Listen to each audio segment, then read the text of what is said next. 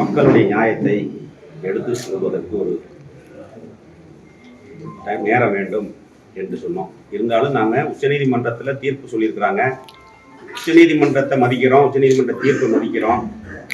இருந்தாலும் கிட்டத்தட்ட சுமார் 60 ஆண்டுகளாக அதில் குடியிருந்து வரக்கூடிய மக்கள், அதற்கு முன்னிருந்து கூட அதற்கு பின்னர் அது மனைப்பிரிவுகளாகி தன்னுடைய சொந்த உழைப்பால் சிறுக சிறுக சேர்த்து வைத்த பணத்தால் ஒரு ஆசையாக சின்ன ஒரு வீடு வாங்கி கட்டி குடியிருக்கிறாங்க. ஏழை எளிய மக்கள் அவர்கள் பாதிக்கப்படக்கூடாது, அவர்களுக்கும் நியாயம் கிடைக்க வேண்டும் என்பதற்காக எங்கள் தரப்பில் போய் அந்த அதிகாரிகிட்ட பேசினோம். அவங்க சில கருத்துக்களை சொன்னாங்க. நேற்று கூட உயர்நீதிமன்றத்தில் இந்த வழக்கு வந்தது. மீண்டும் திங்கட்கிழமை வழக்கு வருவதாக நீதியரசர் அவர்கள் சொல்லியிருக்கிறார்கள். ஆனால் அது சம்பந்தமாக ஒரு 4 நாட்களுக்கு முன்னர் இந்த கரூர் மாவட்டத்தை சார்ந்த ஒருத்தர் ஒரு பேட்டி கொடுத்தார். அவர் அந்த பேட்டியில் ஃப்ராடு 420 அப்படின்லாம் ஒரு விளக்கம் சொல்லியிருக்காரு. பார்த்தவர் பேர் சொல்லாமல் சொல்லியிருக்காரு. அவருக்கு அந்த ஃப்ராடுக்கும் 420க்கெல்லாம் அர்த்தம் தெரியாமல் பேசிக்கிட்டு இருக்காரு. நான் அதையும் சொல்லிட்டு இந்த மேட்டருக்கு வர்றேன். ஒருத்தனை ஆள் கடத்தி அவன் சொத்தை அபகரிக்கிறது, போலி மதுபானம் தயார் பண்ணி விற்கிறது, ஸ்பிரிட்டு கடத்துறது, வேலை வாங்கி தரமுன்ட்டு பணம் வாங்கிட்டு ஏமாத்துறது, வாங்கினவங்கிட்ட பணம் கொடுக்காம ஏமாத்துறது, அதே போல் 25,000 பேருக்கு சொந்த நிதியில் 3 சென்ட் நிலமும் காங்கிரீட் வீடும் கட்டித்தரம்னு சொல்லி ஏமாற்றி ஓட்டு வாங்கிறது, வெள்ளி கொலுசுன்னு சொல்லி டூப்ளிகேட்டு கொலுசை கொடுத்து பெண்களை ஏமாற்றி ஓட்டு வாங்கி ஜெயிக்கிறது, ஸ்டாலின் 11 மணிக்கு முதலமைச்சர் ஆயிடுவார், 11:05க்கு நீங்கள் மாட்டு வண்டியை கட்டிக்கிட்டு ஆற்றுக்கு போங்க, எவனும் கேட்க மாட்டான், எந்த அதிகாரியும் கேட்க மாட்டான், கேட்டால் அந்த அதிகாரி அங்கே இருக்க மாட்டான்னு சொல்லி ஏழை எளிய மாட்டு வண்டி தொழிலாளருடைய வாக்குகளை பெறுவதற்கு வாக்குறுதி கொடுக்கறது. பல வருடங்களாக 2012 ஆரம்பித்த பிரச்சனை, கோயில் நில பிரச்சனையில் 100 நாளில் பட்டா போட்டு தர்றேன், அப்படி கொடுக்கலைன்னா என் சட்டையை பிடிச்சி கேளுன்னு சொல்லி ஓட்டு வாங்கிட்டு ஏமாத்துறது. இதையெல்லாம் செய்கிறவனுக்கு பேர் தான் 420 ஃப்ராடு. இதெல்லாம் தெரியாமல் அவர் யாரையும் சொல்லிக்கிட்டு இருக்காங்க. பேர் சொல்லாமல் ஒருத்தர் சொல்லிக்கிட்டு இருக்கார். அதுக்கு அவர் விளக்கம் தெரிஞ்சுக்கணுங்கிறதுக்காக தான் அதை சொன்னேன் நான். அப்புறம் இந்த வழக்கு ஏதோ அதிமுக ஆட்சியில் போட்டதாகவும், ராதாகிருஷ்ணன் இந்த கோயிலை மட்டும் எடுத்து வழக்கு போட்டதாகவும் ஒரு பொய்யான கருத்தை சொல்லி பதிவு பண்ணுறார். அப்படியெல்லாம் கிடையாது. தமிழ்நாடு முழுவதும் இந்த இனாம் நில பிரச்சனை இருக்குது. இந்த ராதாகிருஷ்ணன் அப்படிங்கிறவரு கிட்டத்தட்ட 200 வழக்குக்கு மேலே போட்டிருக்கார். அதில் வெண்ணமலை கோயில் விளக்கம் ஒன்று. அவரே நேற்று கோர்ட்டில் விளக்கம் சொல்லியிருக்கார். 2012 இந்த பிரச்சனை ஆரம்பிச்சிருக்குது.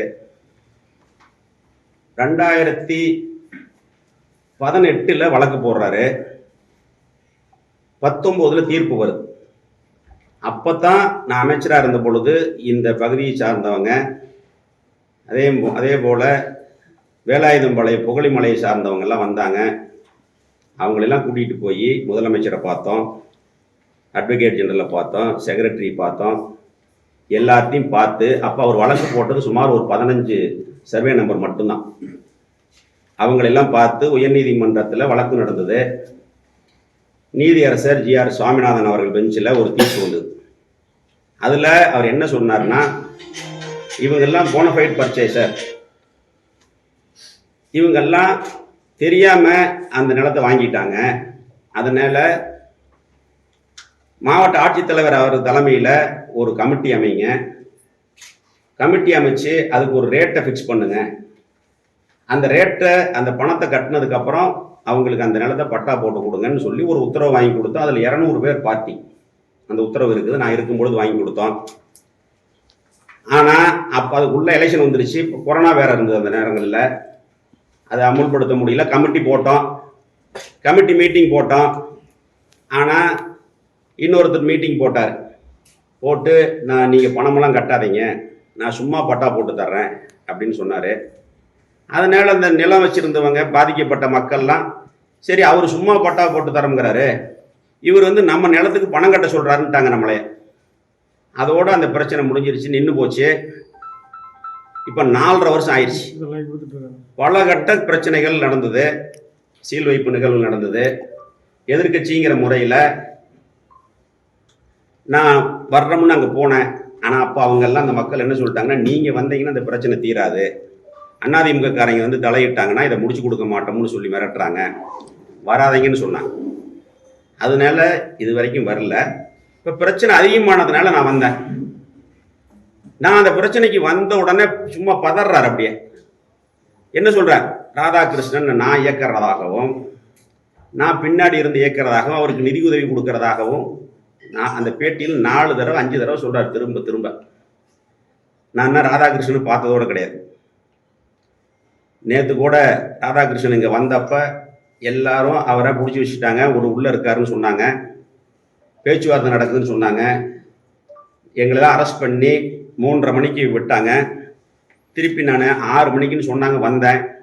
இவங்க உள்ளே பேசிட்டு திமுகவுடைய ஒன்றிய செயலாளர்லாம் பேசுனதை பற்றி விளக்கம் சொல்லிக்கிட்டு இருந்தாங்க.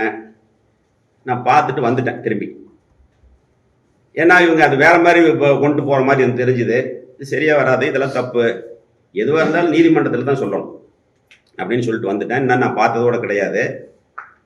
நான் உதவி பண்ணுறது சம்பந்தமாக இவர் கொடுத்த பேட்டியை அவர் பார்த்துட்டு நேற்று கோர்ட்லேயே விளக்கம் சொல்லிட்டார். அதுக்கு யாரும் எனக்கு உதவி பண்ணல, ரொம்ப கடுமையாக பேசியிருக்கதா சொன்னாங்க. ஏன்னா லைவில் பார்க்க முடியல. அதுக்கு அதுக்கு அது யாரும் உதவி பண்ணல, எனக்கு யாரும் உதவி பண்ணான்னு முதல்ல நிரூபிக்கணும்னு சொல்லியிருக்காங்க. அதனால இவர் கையாளாகாத தனம், 100 நாளில் பட்டா போட்டு தரோம்னு இவர் சொன்னது மட்டுமல்ல, துணை முதலமைச்சர் ஒரு பிரச்சாரத்தில் பாராளுமன்ற தேர்தல் பிரச்சாரத்தில் இனாம் நிலம் 0 வேல்யூ பண்ணின இனாம் நிலமெல்லாம் அவங்களுக்கே பட்டா போட்டு கொடுக்கப்படும்னு பிரச்சாரத்தில் பேசியிருக்கார். யாரு இன்னைக்கு இருக்கிற துணை முதலமைச்சர். அதெல்லாம் விட்டுட்டு 100 நாளில் பட்டா போட்டு தரோம்னு சொல்லிவிட்டு இவர் ஏதேதோ விளக்கம் பேசுகிறார். 4.5 வருஷம் என்ன எங்கே போனான்னு கேட்குறார்.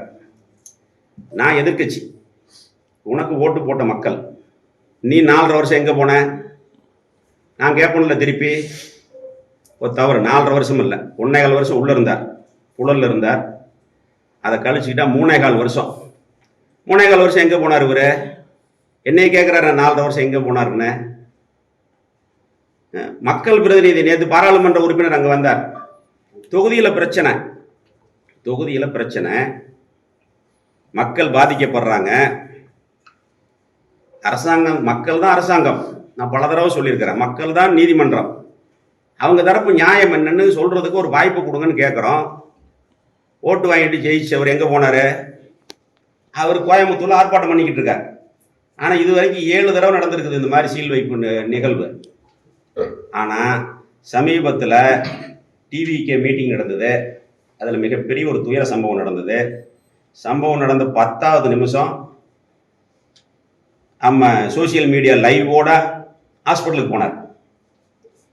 ஏன் இப்போ மக்கள் பாதிக்கிறாங்களே, வர தெரியாதா? என்னை கேட்குறாரு 4.5 வருஷம். யாரு கேட்குறா?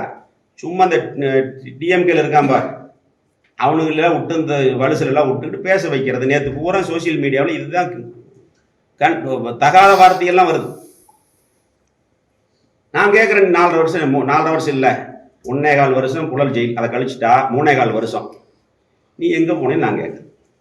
அதனால தன்னால் கையாளாகாத தனத்தை திசை திருப்ப பார்க்குறார். மக்கள் பாதிக்கப்பட்டிருக்கிறாங்க. இந்த பிரச்சனை இங்கே மட்டும் இல்லைங்க. இப்போ ஸ்டார்டிங் வெண்ணமலையில் 540 ஏக்கர், அடுத்தது ஈஸ்வரன் கோயில். நான் அந்த கோயிலுடைய தலைவராக இருந்திருக்கிறேன். கிட்டத்தட்ட 3600 ஏக்கர் வரைக்கும் இருக்குது. அதில் 900 ஏக்கர் இனாம் கரூர் பகுதியிலே இருக்குது. அதுக்கு பேரே, அந்த நகரத்துக்கு பேரே இனாம் கரூர். அந்த 900 ஏக்கரில் இருக்கக்கூடிய மக்களை இதே மாதிரி வெளியேற்றினா அந்த மக்கள் எங்கே போவாங்க? இதே மாதிரி கல்யாண வெங்கட்ரமண சாமி கோயில் இருக்குது, பெருமாள் கோயில். அந்த கோயிலுக்கு கிட்டத்தட்ட 4000 ஏக்கர் இருக்குது. அது தாந்தோன்மலை ஏரியா பூரா பாதிக்கும். இது போல புகழிமலை இருக்குது, வேலாயுதம்பாளையம் பூரா பார்த்து. இதே போல கடம்பரீஸ்வரர் கோயில் இருக்குது. இது இந்த மாதிரியான தமிழ்நாட்டில் எல்லா கோயில்களுக்கும் அரசர் காலத்தில் அன்னைக்கு நிலம்தான் இருந்தது, விவசாயம்தான் தொழில், வேறு எதுவுமே கிடையாது. அப்போ இந்த கோயில்களுக்கு ஊழியம் செய்கிறவங்களுக்கு மானியமாக கொடுத்த நிலங்கள் அதை பல கட்டங்களாக கடந்து வந்து 1963 67 அன்னைக்கு இருந்த அரசாங்கம் இனாம் ஒழிப்பு சட்டம் கொண்டு வந்து பட்டா போட்டு கொடுக்குறாங்க. பட்டா போட்டு கொடுத்ததுக்கப்புறம் அது பல கை மாறி இன்னைக்கு நகரங்கள் பெருசாயிருச்சு. அதில் பல பதரப்பட்ட மக்கள், பல மதத்தை சார்ந்தவர்கள், பல கம்யூனிட்டி சார்ந்தவர்கள் வசிக்கிறாங்க. ஏழை எளிய மக்கள் குருவி மாதிரி கொஞ்சம் கொஞ்சமாக சேர்த்து ஒரு வீடு கட்டியிருக்கிறாங்க, அதில் குடியிருக்கிறாங்க. அவங்கள காலி பண்ண சொல்கிறாங்க. ஒரு புள்ள பசங்க படிக்கிறதுக்கு ஒரு சொத்தை விற்க முடியல, ஜீரோ வேல்யூ. ஒரு கல்யாணத்துக்கு விற்க முடியாத ஒரு நிலை. இது எந்த அரசாங்கமாக இருந்தாலும் இதையெல்லாம் கருத்தில் கொண்டு இதுக்கு ஒரு நல்ல தீர்வு காணணுங்கிறதா எங்களுடைய நோக்கம். மக்களும் பாதிக்கப்படக்கூடாது. இந்து சமய அறநிலைத்துறை சார்ந்த கோயில்களும் பாதிக்காத வகையில் அதுக்கு ஏதாவது ஒரு நல்ல தீர்வு காணணுங்கிறதா நாங்கள் அப்பொழுது இருந்த எங்களுடைய பொதுச் செயலாளர் நான் எடப்பாடியார் இடத்துல இதை எடுத்து சொன்னோம். அவரும் இதை கூர்ந்து கேட்டு போய் செக்ரட்டரியெல்லாம் பார்க்க சொன்னார். செக்ரட்டரியெல்லாம் பேசினார்.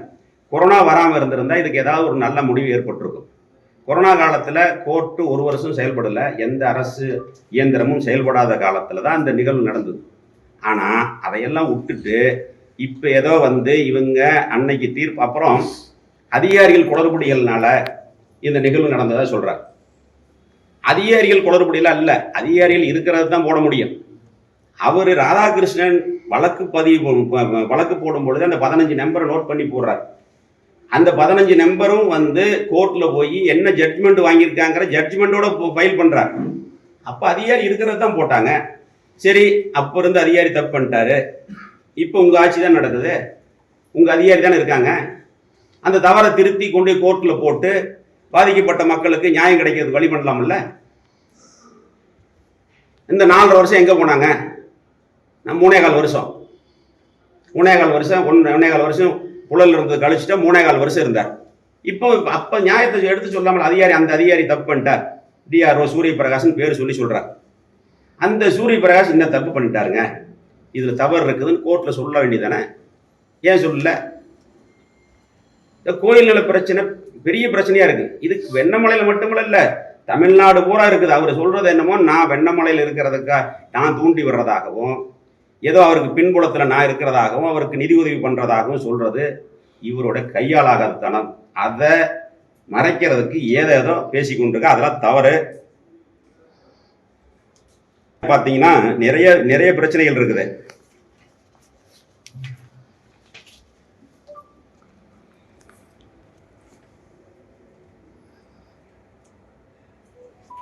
இதுக்கப்புறம் இந்த கோயில் பிரச்சனை 5 கேட்டகரின்னு சொல்கிறாங்க. அந்த 5 கேட்டகரி என்னங்கிறது அவங்களுக்கு தெரியும், இது அதிகாரிகளுக்கும் தெரியும். இதையெல்லாம் நம்ம முழுசாக ஆராய்ஞ்சு அதை சரியான முறையில் அரசு கையாள வேண்டும். 100 நாளில் பட்டா வாங்கி கொடுக்குறோம்னு சொன்னது தான் இப்போ மக்கள் கேட்குறாங்க. நாங்கள் கூட கேட்கல, திமுககாரத ஒருத்தர் கேட்குறாரு. 100 நாளில் பட்டா கொடுக்கலின்னு சொன்னீங்கல்ல, கொடுக்குறோம்னு இப்போ சட்டையை பிடிச்சி கேட்கட்டுமான்னு யார் கேட்டான்? மக்கள் கேட்குறாங்க. எதுவாக இருந்தால் மக்கள்கிட்ட வந்து பேசணும். அதையெல்லாம் விட்டுட்டு வேறு எதோ பேசிக்கிட்டு இருக்காரு. அப்புறம் இப்போ வந்து 4 வருஷம் கிரமிச்சு இப்போ ஒரு குழு போடுறாங்களாம். அந்த குழு போடுறதுக்கு வந்து கோர்ட்டில் வந்து கோர்ட் அவமதிப்பு வழக்கு இருக்குது, அதனால குழு போட முடியல அப்படின்னு. நானும் அரசாங்கத்தில் இருந்தோம், அரசு இதில் இருந்தவன் தான். குழு போட்டால் என்ன நடக்கும்னு எனக்கும் தெரியும். ஏன்னா தேர்தல் வந்துருச்சு. தேர்தல் நேரத்தில் குழுன்னு சொல்லி மக்களெல்லாம் ஏமாத்துறதுக்கு வேலை இதெல்லாம். ஆனால் இந்த கோயில் விவகாரம் முழுமையான பிரச்சனையாக வெடிச்சதுன்னா கரூரில் பாதி மக்கள் சொந்த ஊரில் அகதிகளாக இருக்க வேண்டிய ஒரு சூழ்நிலை தான் வரும். அதனால தான் சொல்கிறோம், இது மக்கள் பாதிக்காத வகையில் அரசாங்கம் இதுக்கு ஒரு நல்ல முடிவை ஏற்படுத்தணுங்கிறதுக்காக தான் போய் நாங்கள் அவங்க கூட நின்னோம். அதுக்கு அதில் பல பிரச்சனைகள் அதை தாண்டி வழக்கு தொடர்ந்து போய்கிட்டு இருக்குது. அதனால் குழு போடுறதெல்லாம் அதெல்லாம் ஒரு கண்துடைப்பு நாடகம். அதெல்லாம் இன்னொன்று சொல்கிறார், தொட்டிலே ஆட்டி விட்டு புள்ளையும் கிள்ளி விடுறதாக சொல்கிறார். தொட்டில் ஆட்டி விடுறதாரு புள்ளையை கிள்ளி விடுறதாருன்னு நீங்களே முடிவு பண்ணிக்கிங்க. புரியுங்களா? நான் அமைச்சராக இருந்தப்ப வேலாயுதம் பாளையத்தை சேர்ந்த ராஜ்குமாருங்கிறவரை வச்சு ஒரு நீதி வழக்கு போட்டார். அப்போ லாரியில் மணல் இல்லை, மாட்டு வண்டிக்காரங்க அங்கே ஒன்று இங்கே ஒன்று அள்ளிக்கிட்டு இருந்தாங்க. இந்த மாட்டு வண்டி தொழிலாளர்கள், அதனால் அதை விட்டுட்டோம். இவர் கேஸ் போட்டார். மாட்டு வண்டிக்காரங்களாம் போய் அவரை போய் பார்த்தாங்க. அவரே ஒத்துக்கிட்டார். அவர் சொன்னார் போட்டோம்னு. அதுக்கப்புறம் எனக்கு பணம் கொடுத்தா வாபஸ் வாங்குறோம்னு சொன்னார். மக்கள்லாம் வண்டிக்காரங்களாம் வசூல் பண்ணி 5 லட்ச ரூபா பணம் கொடுத்தாங்க அவருக்கு. ஏன்னா இவருடைய தூண்டுதல் தான் அவருக்கு வழக்கு போட்டார். அவரே ஒத்துக்கிட்டாரு. அவருடைய பேக்கரி கடை இவர் தான் போய் திறந்து வைக்கிறார் வேலாயுதம் பாளையத்தில். அவர் யாரும் சொல்லி கேட்கல, அந்த வழக்கு இருந்தது. இன்னொரு பக்கம் என்ன பண்ணாருன்னா, மாட்டு வண்டிக்காரங்களை தூண்டி விட்டார். நீங்கள் போய் கேளுங்க, உங்களை மனநல அனுமதிக்க மாட்டேங்கிறாங்க அப்படின்னு. தினந்தோறும் இதே பிரச்சனையாகவே இருந்தது. வழக்கு போட்டது யாருன்னு எல்லாத்துக்கும் தெரியும், பத்திரிகையாளர் உங்களுக்கும் தெரியும். ஆட்டு வண்டிக்காரங்களை தூண்டி விட்டது யாருன்னு உங்களுக்கு தெரியும். அப்படி தூண்டி விட்டதுனால தொட்டில் ஆட்டினது நீ தான், புள்ளை கிள்ளி விட்டது நீ தான். அதுக்கப்புறம் போய் முதலமைச்சர் அன்னைக்கு என்னை எடப்பாடியார்கிட்ட போய் சொல்லி, நான் சியா கமிட்டியில் பர்மிஷன் வாங்கி மணல் அள்ளுறதுக்கு மாட்டு வண்டிக்கு 4 இடங்களில் கரூர் மாவட்டத்தில் அனுமதி வாங்கி கொடுத்தேன். அதே வீராமகாலில் ஒரு கூட்டம் நடந்தது. சுமார் 2000 பேர் இருப்பாங்க. அவங்கக்கிட்ட அந்த ஆர்டரே கொடுத்தேன். அந்த ஆர்டரை கொண்டு போய் காமிச்சதுக்கு இதெல்லாம் டூப்ளிகேட்டு, இது உங்களை ஏமாத்துறதுக்குன்னு சொல்லிட்டாரு. அவங்களும் அதை நம்பிக்கிட்டாங்க. தேர்தல் பிரச்சாரம் முடியும் பொழுது தான் 11 மணிக்கு மணல் அள்ளுற பிரச்சனையெல்லாம் வந்தது. மாட்டு வண்டிக்காரங்க ஓட்டு போட்டாங்க, ஜெயிச்ச 4.5 வருஷம் இல்லை, 4.5 வருஷம் இல்லை, 3.25 வருஷம், திரும்ப 4.5 வருது எனக்கு. 3.25 வருஷம் காணா. இப்போ அறிவிக்கப்படாத மணல் ரீச் ஓடிக்கிட்டு இருக்குது கரூரில். எல்லா கம்ப்ளைண்ட்டும் பண்ணி பார்த்தாச்சு. மாட்டு வண்டிக்கு அனுமதி கொடுங்க. மாட்டு வண்டி தொழிலாளர்கள் பாதிக்கப்படுறாங்க. அன்னைக்கு உன்னை நம்பி மாட்டு வண்டி வாங்கி வச்சுருந்தவங்கெல்லாம் மாடெல்லாம் வெட்டு மாட்டுக்கு கேரளாவுக்கு விற்றாங்க. வண்டி பூரா எல்லா போலீஸ் ஸ்டேஷன்லையும் அடுக்கி வச்சுருக்குது. எல்லாம் அந்த மாட்டு வண்டி தொழிலாளர் குடும்பம் நடு ரோட்டுக்கு வந்துருச்சு. இப்போ மணல் மாஃபியாக்களை வச்சு ரீச்சு பிரித்து விட்டாங்க. முத்துக்குமாருங்கிற ஒரு ஒன்றிய செயலாளர், வேலுசாமிங்கிற ஒரு ஒன்றிய செயலாளர், லாட்ரி பாண்டியன் 3 பேர்த்துக்கு ரீச்சை பிரித்து விட்டாச்சு. அங்கே எப்படி ரீச்னா, அது அதிமுக காரணம் தான் கிடையாது. போய் அமைச்சரை பார்த்து துண்டு போட்டு வந்தால் தான், அந்த ரெக்கார்டில் வச்சுருக்கிறேன் நான், அமைச்சரை பார்த்து துண்டு போட்டு வந்தால் தான் வண்டி உள்ளே போகும். அப்போ மாட்டு வண்டியை கேடயமாக வச்சுக்கிட்டு மணல் அள்ளுறாங்க. கிட்டாச்சி வண்டியை கொண்டு ஆற்றுக்குள்ளே விட்டு ஒரு நாளைக்கு 1 கோடி ரூபாய்க்கான மண்ணு திருட்டு போகுது. இதுக்கு காவல்துறை, வருவாய்த்துறை, பொதுப்பணித்துறை எல்லாமே உடந்த. இப்போ மாட்டு வண்டியில் மணல் அள்ளுறவங்களுக்கு தினம் 500 ரூபா உள்ளூர் இருக்கிற திமுக காரன் வசூல் பண்ணுறான். போலீஸ் 500 ரூபா மாமூல் வசூல் பண்ணுது. அமராவதியும் சரி, காவேரியும் சரி. இந்த மாட்டு வண்டி எப்போ விடுவாங்கன்னா, லாரி ஏதாவது 1 நாள் 2 நாள் பிரச்சனைனா அன்னைக்கு மாட்டு வண்டி விட மாட்டாங்க. லாரி அள்ளுற அன்னைக்கு இந்த மணல் மாஃபியாக்கள் தினம் 1 கோடி ரூபாய்க்கான மணலை பகல்லே அள்ளுறாங்க. ரீச் மாதிரிங்க. உள்ள கிட்டாச்சி வண்டி இறக்கி அள்ளி கொண்டு வந்து ஒரு இடத்துல கொட்டுறாங்க. ஏன்னா 14 வீல் வண்டியெல்லாம் போய் ஆற்றுக்குள்ளே லோடு போட முடியாது. அதனால் கொட்டி இங்கே லோடு போடுறாங்க. இதை யாராவது 100க்கு கம்ப்ளைண்ட் பண்ணால் அந்த யாருன்னு சொல்லிடுறாங்க. உடனே அடியால் அங்கே குண்டர்கள் அங்கே போயிடுறாங்க. திமுக காரனே ஒருத்தர் சொல்லிட்டான், அவனை கோளாரா கூட்டி கொண்டு போய் ஆற்றுக்குள்ளே வச்சு அடி விசிற ஓட்டிட்டானு. இப்போ அந்த ஏரியா மக்கள் ராத்திரி நேரத்தில் போகிறதுக்கே பயப்படுறாங்க. எல்லாம் குண்டர்கள் தான். தினம் கோட்ரு பிரியாணி 1000 ரூபா சம்பளம். உள்ளூருக்கு இருக்கிறவங்க கம்மி தான். வெளியூர் ஆட்களை வச்சுக்கிட்டு ஒரு வண்டி தான் முன்னாடி ஆள் வருது, பின்னாடி ஆள் வருது, டிஸ்ட்ரிக்டை தாண்டி அனுப்பிச்சுட்றாங்க. இப்போ 4 நாளைக்கு முன்னாடி நான் வந்தேன். செம்மடையில் ஒரு வண்டி நின்றுது, 10 யூனிட் மணலோடு நின்றுது. நிறுத்தி கேட்டால் ஸ்பீடு பிரேக்கில் ஏறிச்சுன்னா பட்டா கட்டாகி போச்சு, நிற்கிதுங்க. நின்றுது. கலெக்டர்கிட்ட சொன்னோம், நான் பார்த்துக்கிறேன் சார், கேஸ் போடுறேன் சார்ங்கிறார். எந்த மாவட்ட நிர்வாகமும் காவல்துறையும் பொதுப்பணித்துறை எதுவுமே செயல்பட்டதில்லை. கரூர் மாவட்டத்தில் அறிவிக்கப்படாத மணல் கொள்ளை நடந்துக்கிட்டு இருக்குது. சரி, கோயில் பிரச்சனையில் நீதிமன்ற தீர்ப்புன்னு சொல்கிறீங்க, அதை செயல்படுத்துகிறோம்னு சொல்கிறீங்க. 13 ஜட்ஜ்மெண்ட் இருக்குது மணலுக்கு. மணல் அள்ளக்கூடாது, மணல் அள்ளுறவங்க மேலே குண்டாஸ் போடுங்க, அந்த வண்டியை சீஸ் பண்ணுங்கன்னுலாம் இருக்குது. டிரைவரை மட்டுமல்ல ஓனரே அரெஸ்ட் பண்ணுங்கன்னு சொல்லி இருக்குது. இதே மதுரையில் இருக்கிற நீதிமன்ற நீதிபதிகள் போட்ட உத்தரவு இருக்குது. ஏன் அதை மட்டும் இந்த மாவட்ட ஆட்சித்தலைவரும் மாவட்ட கண்காணிப்பாளரும் ஏன் அதை மட்டும் அமல்படுத்துறதில்ல? ஏன்னா அங்கே அல்றது பூரா திமுகவுடைய மணல் மாஃபியாக்கள். இப்போ சமீபமாக அந்த 3 பேர்த்த நீக்கிட்டு இந்த ஊர் எம்எல்ஏவோட பினாமி MCS சங்கர்கிட்ட இந்த மணல் ரீச் கைமாறிடுறதாக ஒரு தகவல். இப்போ ஒரு வாரமாக ரீச் கைமாறிடுச்சு. இப்போ அதனால இந்த மாதிரியான அட்டூழியங்கள் நடக்குது. இதையெல்லாம் விட்டுட்டு அப்பாவி மக்கள், ஏழை எளிய மக்கள் கொஞ்சம் கொஞ்சமாக சேர்த்து வச்சு கட்டின வீடுகளை காலி பண்ண சொல்லி அவங்கள வாடகைதாரர்களாக மாற்றி அவங்க சொத்தை அபகரிக்கிறாங்க. இதுக்கு அவங்க உரிமையல் நீதிமன்றத்துக்கு போய் அவங்க உரிமையை நிலைநாட்டுறதுக்கு ஒரு வாய்ப்பு கொடுக்கணும். மக்கள் பாதிக்கப்படக்கூடாது. இது 540 ஏக்கர். ஈஸ்வரன் கோயில் எடுத்தால் வெங்கமேடு இருக்காது, தாந்தோணி மலை எடுத்தால் வெங்கமேடும் இருக்காது, பஜாரும் இருக்காது. ஈஸ்வரன் கோயிலில் தாந்தோணி மலை எடுத்தோம்னா தாந்தோணி மலை தெற்கு பகுதி, நகரத்தினுடைய தென்பகுதி இருக்காது. வேலாயுதம்பாளையம் எடுத்த வேலாயுதம்பாளையம் மலை சுற்றி இருக்கக்கூடிய ஏரியாக்கள் இருக்காது. இவ்வளோ இடங்களையும் அரசாங்கம் எடுத்தால் தமிழ்நாட்டில் மொத்தம் 13 லட்சம் ஏக்கர் இருக்கதா சொல்கிறாங்க. இதுக்கு ஒரு நல்ல முடிவு வேணும்னு தான் கேட்குறோம். ஆனால் அதையெல்லாம் விட்டுட்டு ஏதோ 420 ஃப்ராடுன்னு சொல்லிக்கிட்டு இருக்காரு. நம்ம சொன்ன விளக்கத்துக்கு தெரியும் உங்களுக்கு, யார் ஃப்ராடு யார் 420 உங்களுக்கே தெரியும், புரியுங்களா? அதனால இந்த மாதிரியான வேர்ட்ஸ்லாம் வந்ததுன்னா அதுக்கு சரியான பதிலடி கொடுப்போம்.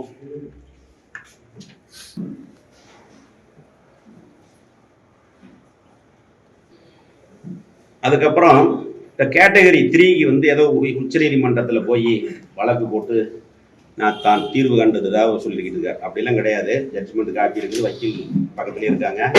நான் வக்கீல் அந்த ஜட்ஜ்மெண்ட் காப்பி தர்றேன். அதில் ஒன்றும் சொல்லல. உச்சநீதிமன்றத்தில் என்ன சொல்லியிருக்காங்கன்னா, உச்சநீதிமன்றம் ஒன்றும் விசாரணை போட்டல, கீழே விசாரிச்சது சரியா தவறான்னு பார்க்குற போட்டு அவங்க என்ன சொன்னாங்கன்னா, உயர்நீதிமன்றத்தினுடைய தீர்ப்பு சரி, அதுக்கு மேலே உங்ககிட்ட நியாயம் இருந்தால் போய் உரிமையல் நீதிமன்றத்தில் தாக்கல் பண்ணி நீங்கள் தீர்வு காணலாம் அப்படின்னு தான் சொல்லியிருக்காங்க. பொய்ய சொல்கிறாங்க, போய் தப்பா மக்கள்கிட்ட. அடுத்தது 4வது கேட்டகரிக்கு போகிறாங்களாம். நான் முதல்ல எனக்கு அதை முழுசாக தெரியும். முதல்ல அவரை கூப்பிட்டு வச்சு 5 கேட்டகரி என்னன்னு சொல்லுங்க பார்க்கலாம். 5 கேட்டகரி என்னன்னு சொல்லுங்க. கிடையாது. 4வது கேட்டகரி போகிறாங்களாம். அது எந்த கேட்டகரியாக இருந்தாலும் சரி, உழுதவனுக்கு நிலம் சொந்தம்னு சொல்லுது அரசாங்கம். ஆண்டாண்டு காலமாக அந்த நிலத்தை உழுது பொழைச்சிக்கிட்டு வந்த, பொழப்பு நடத்திட்டு வந்த விவசாயிகள் இன்னைக்கு அதை புத்தகதாரரை மாத்துறாங்க. அதை வித்துட்டு போனவங்க அதை பலகை மாறி இருக்கு. பத்திரப்பதிவுத்துறை நடந்திருக்குது, இபி கனெக்ஷன் கொடுத்துருக்குறோம், பைப் கனெக்ஷன் கொடுத்துருக்குறோம், வீட்டு வரி வாங்கியிருக்கிறோம், டிடிசிபி அப்ரூவல் ஆகிருக்குது. இவ்வளவும் அரசாங்கம் பண்ணியிருக்குது. ஒரு அரசாங்க அதிகாரி பட்டா போடுறார். இது இப்போ வந்திருக்கிற அறநிலையத்துறை அதுக்கு எங்களுக்கு சம்பந்தம் இல்லை, இது எங்கள் நிலம் சொல்கிறாங்க. அதனால தான் சொல்கிறோம், நாங்கள் கோர்ட் உத்தரவை மீறி எதையும் செய்யலை. கோர்ட் உத்தரவை மதிக்கிறோம். ஆனால் தொகுதி மக்களோட நிற்கணும். அவங்கக்கிட்ட நியாயம் இருந்ததுன்னா அதை அவங்க கூட சேர்ந்து குரல் கொடுக்கணும். இது எதிர்கட்சியினுடைய கடமை. இதைத்தான் செஞ்ச ஒழிஞ்சு கோர்ட் உத்தரவை மீறியோ அல்லது கோர்ட் நடவடிக்கைக்கு எதிராகவோ நாங்கள் எதையும் செய்யலை. அதனால இந்த மக்கள் பாதிக்கப்படக்கூடாது. இந்த மாதிரியான கோயில் நில பிரச்சனை முழுசா எடுத்தால் கரூர் மாவட்டம் மிக கடுமையாக பாதிக்கப்படும். கரூர் மாவட்டம் மிக கடுமையாக பாதிக்கப்படும். அப்படி பாதிச்சா சொந்த ஊரில் மக்கள் அகதிகளாக வேண்டிய ஒரு சூழ்நிலை உருவாகும். இதையெல்லாம் தடுக்க வேண்டியது அரசினுடைய கடமை, அரசாங்கத்தினுடைய கடமை. அதை தவற விட்டுட்டு சீல் வைக்கும்போது அங்கே போயிட்டேன் இங்கே போயிட்டோம்னு சொல்லிட்டு அதுக்கு விளக்கம் சொல்லக்கூடாது. பின்னாடி ஒருத்தர் இருக்கார், முன்னாடி ஒருத்தர் இருக்காருன்னு சொன்னால் இதை விட நான் நிறைய மேட்ரு பேச சொல்லுவேன். அப்புறம் அதனால 420ங்கிறது ஃப்ராடுங்கிறதுக்கெல்லாம் அர்த்தம் என்னன்னு தெரிஞ்சுக்கிட்டு இருந்தால் இப்போ நான் சொல்லியதை வச்சு தெரிஞ்சுக்கங்க. அந்த கோயில் பிரச்சனைக்கு நிரந்தர தீர்வு கிடைக்க சட்டமன்ற தீர்மானத்தை நிறைவேற்றுறதா வலியுறுத்துறாங்க. அதெல்லாம் கிடையாது. இன்னும் 6 மாதம் தான் இருக்குது ஆட்சி மாற்றம். எங்களுடைய பொதுச் செயலாளர் எடப்பாடியார் தமிழகத்தில் மீண்டும் முதலமைச்சராக வருவார். மாண்புமிகு புரட்சி தலைவர் அம்மாவுடைய அரசு கண்டிப்பாக அமையும். அப்பொழுது முதலமைச்சரிடத்தில் எடுத்து சொல்லி இந்த அப்பாவி மக்கள் பாதிக்காத வகையில், கோயில்களும் பாதிக்காத வகையில் இதற்கு ஒரு நிரந்தரமான தீர்வு காணப்படும். நிச்சயம். தொடர்ச்சியாக கரூர் மாவட்டத்தில் பார்த்தீங்கன்னா இந்த ஒரு வார அளவில் திருட்டு கொலை சம்பவங்கள்லாம் அதிகமாக நடந்துட்டு இருக்கு. அது உருட்டு கட்டியோட வீடியோ வந்தது பார்த்தோம். அந்த தெற்கு பகுதியில் இது வரைக்கும் 3-4 திருட்டு போயிடுச்சு. இப்போ ராயனூர் பகுதியை தான் சொன்னாங்க. அந்த மாதிரி கட்டையை பார்த்தோம்னா ஒரே அடியில் ஆள் காலியாயிருவான். அவ்வளோ பெரிய கட்டையை பூ வச்சுக்கிட்டு ஒரு கும்பல் அலையுது. இது வரைக்கும் கிட்டத்தட்ட 6 இடத்துல திருட்டு போயிருக்கிறதா சொல்லியிருக்கிறாங்க. மக்கள் வந்து இங்கே சொன்னாங்க. நாங்கள் ஒரு கூட்டி போய் அவங்களே வச்சு எஸ்பிகிட்டும் மாவட்ட ஆட்சித்தலைவர்கிட்டும் பெட்டிஷன் கொடுத்து அதுக்கு ஏதாவது ஒரு சிறப்பு தனிப்படை அமைச்சு சிறப்பாக அவங்கள உடனடியாக கைது பண்ணணும். ஏன்னா பொருள் போகிறது மட்டுமல்ல, அவங்க உயிருக்கு மிகப்பெரிய ஒரு அச்சுறுத்தலாக இருக்குது. அதை உடனடியாக அந்த குற்றவாளிகளை கண்டுபிடிக்க வேண்டும். அதுக்காக சம்பந்தமாக பல புகார் வந்து சொல்லியிருக்காங்க. அது அரசு நடவடிக்கை எடுக்க வேண்டும் என்பது எங்களுடைய கோரிக்கை.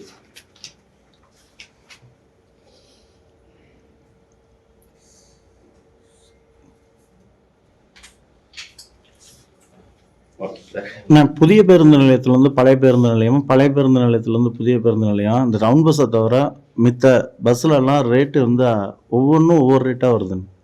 12 ரூபா போடுறான், 17 ரூபா போடுறான், 22 ரூபா போடுறாங்க. அரசாங்கம் தான் அவங்க பார்க்கணும். அது அதுக்கு சம்மந்தப்பட்ட அதிகாரிகள் தான் பார்க்கணும்.